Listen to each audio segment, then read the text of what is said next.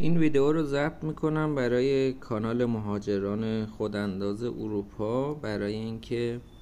دوستانی که از مرز رد شدن، وقتی که رد شدن و قبل از اینکه مرز رو رد کنن رومینگشون رو فعال کردن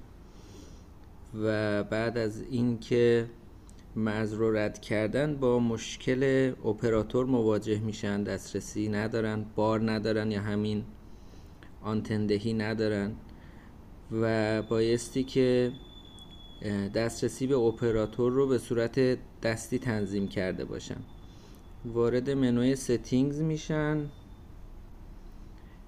باید از این قسمت سیم کارت اند موبایل نتورکس وارد بشید. حالا ممکنه که منوی تنظیماتتون متفاوت باشه، ودافون، و حالا این سیم کارت من ودافون هست. وارد موبایل نتورکس